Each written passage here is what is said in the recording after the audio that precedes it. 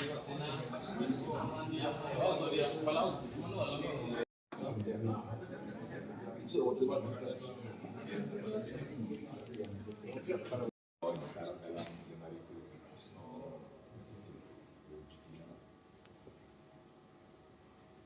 bekas apa aja? Bekas darah ada? Nah, tangannya seperti luka.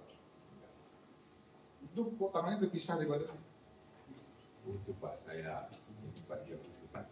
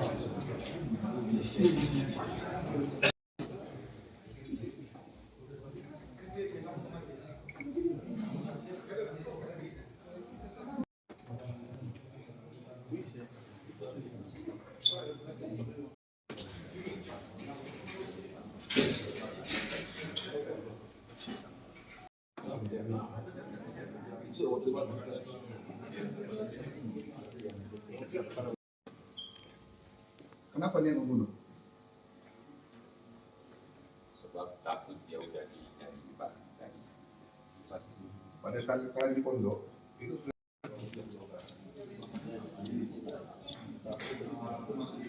Bismillahirrahmanirrahim. Assalamualaikum warahmatullahi wabarakatuh. Waalaikumsalam.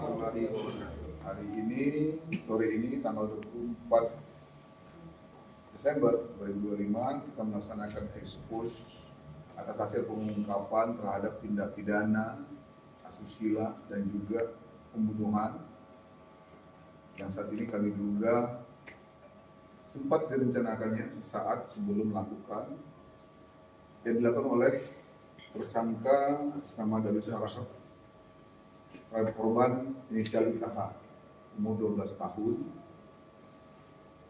yang kejadiannya berawal dari hari Minggu dini hari atau sekitar tanggal 21. Rangkaian ceritanya awalnya itu sudah tektokan, sudah komunikasi antara tersangka dan korban karena dijanjikan diiming-iming dengan bujuk rayu akan diberikan uang 20.000 sehingga yang bersangkutan karena dekat, tersangka dekat sama keluarganya dan juga kenal dengan korban ini mengajak keluar. Jadi si anak, si korban dari warung bapaknya pulang malam, tengah malam setelah beres-beres warung dan tutup warung kembali ke rumah dan sempat disaksikan oleh ayahnya itu sudah tidur bersama ibu dan 3 adiknya. Pukul 3, ibu korban melaporkan kepada suaminya bahwasanya anaknya sudah tidak ada di kamar. Sehingga dilakukan pencarian.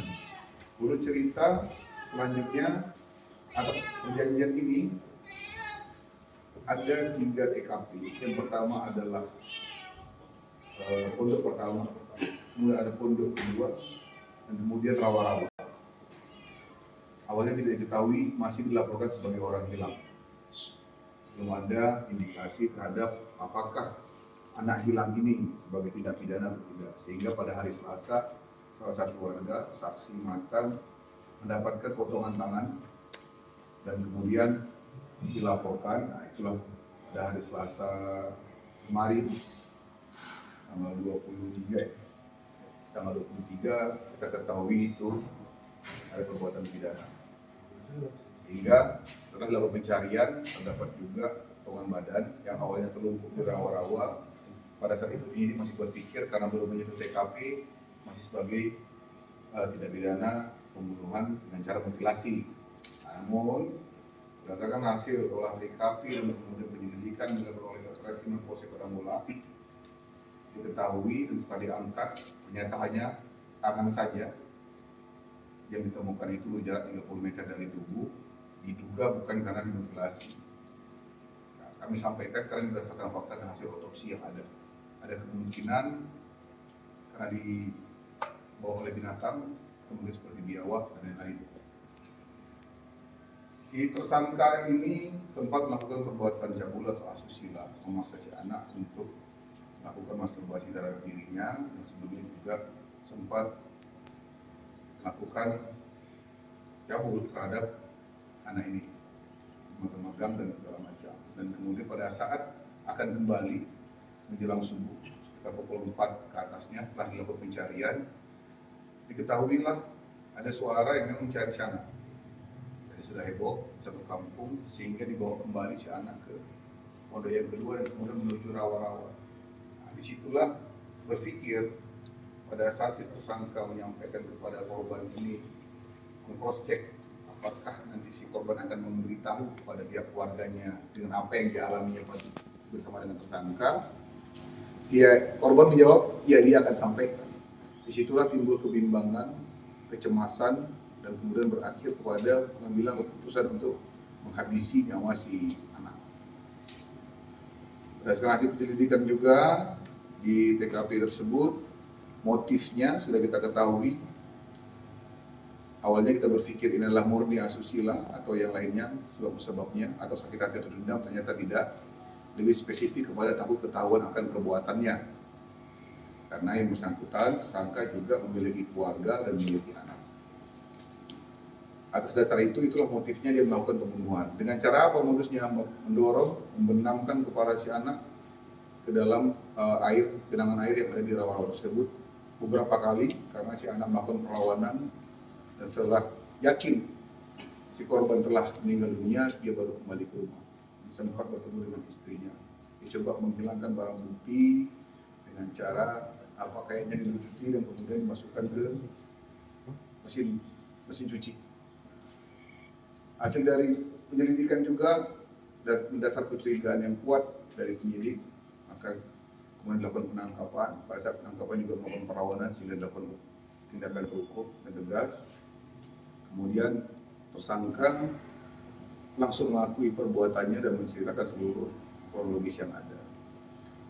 Si tersangka dijerat dengan pasal sementara ini yang kami terapkan pasal 340 subsidi pasal 338 Undang-Undang KUHP pidana, pasal 76C junto pasal 80 ayat 3 Undang-Undang Perlindungan Anak dengan ancaman hukuman mati seumur hidup paling lama 20 tahun penjara dengan denda paling banyak 3 miliar.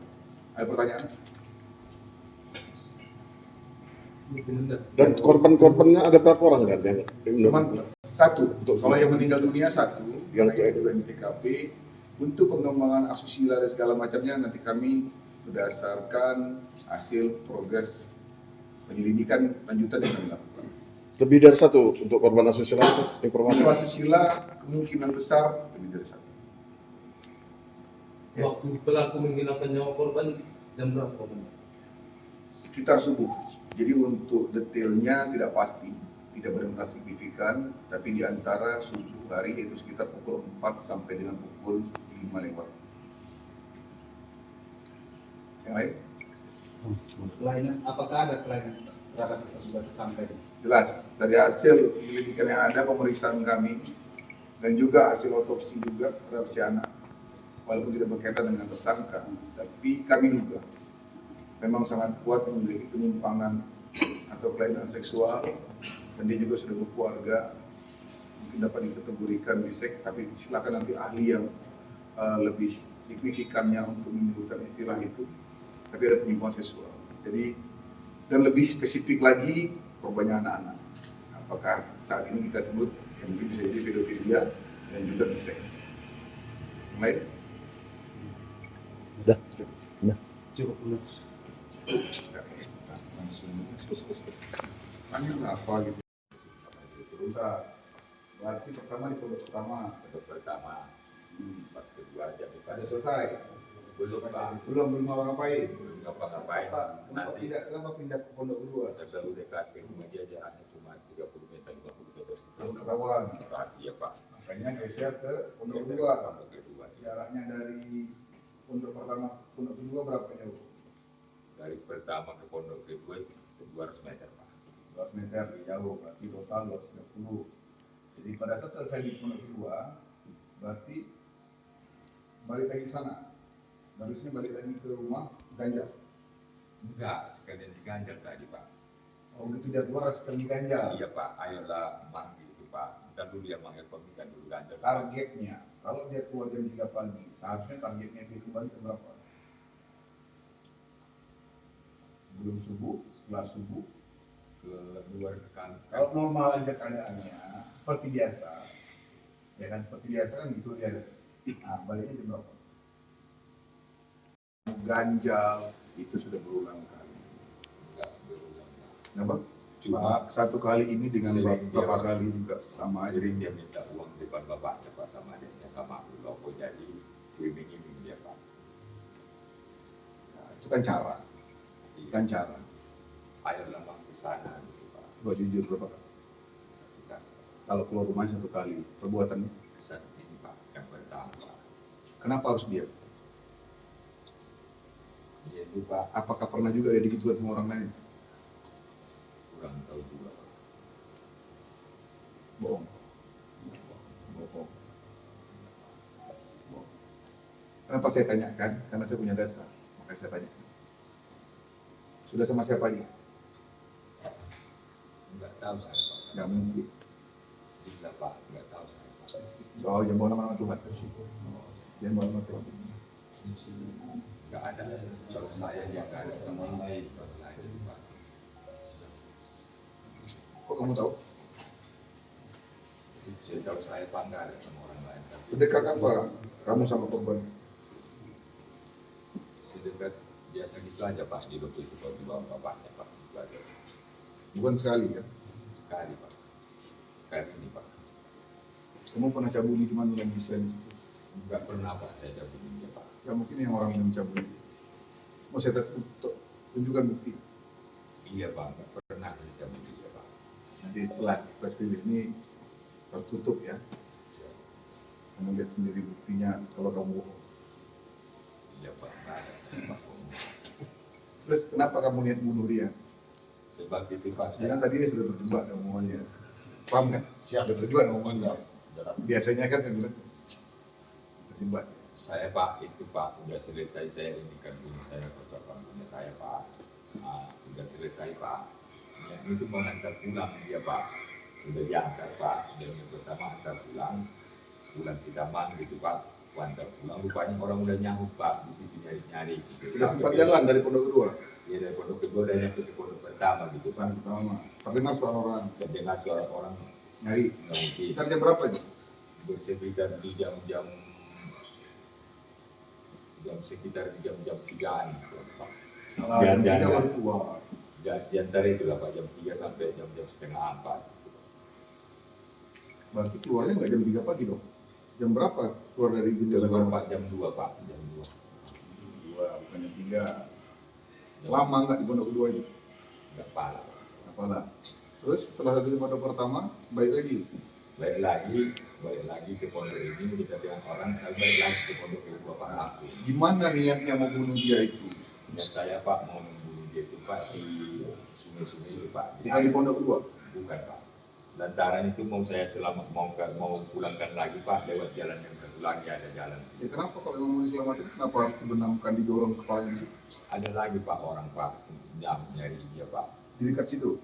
Iya Pak, kedengaran Pak, iya Pak. Manggil gitu Pak. Terus Terus udah manggil orang pun udah ada mak sebelah sana, nanti lalu ke sana lalu kita bang. Ini jalan itu ada bubuk di situ gitu Pak.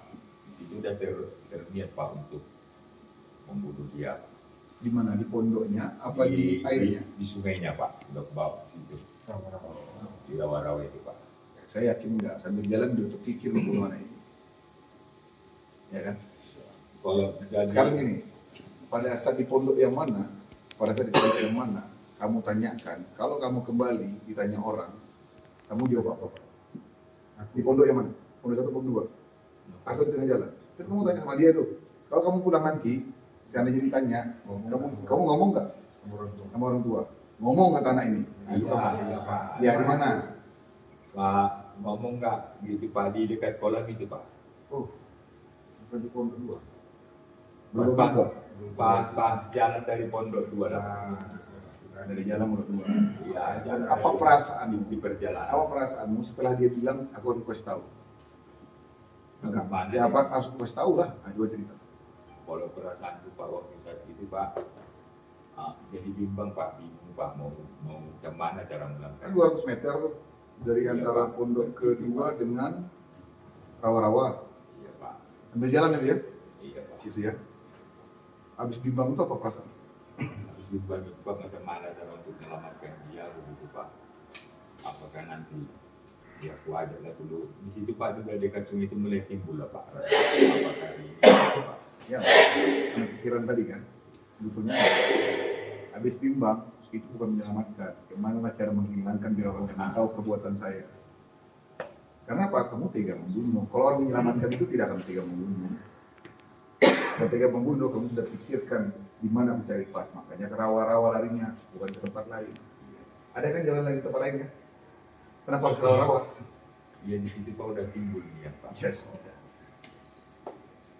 Kami sama ayah. Posisimu kami. Berkahan gitu.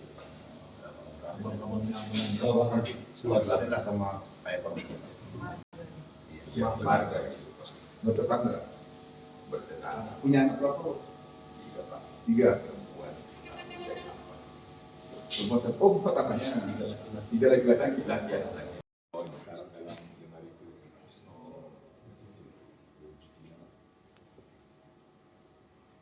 Ada bekas apa aja? Bekas darah ada? Nggak ada. Tangannya sempat luka. Itu kok tangannya terpisah dari badan? Untuk Pak saya itu Pak dia butuh Pak. Itu Pak nggak ada Pak. Karena kita sudah ketahuan. Ada Langsung benang. dia ditekan Pak.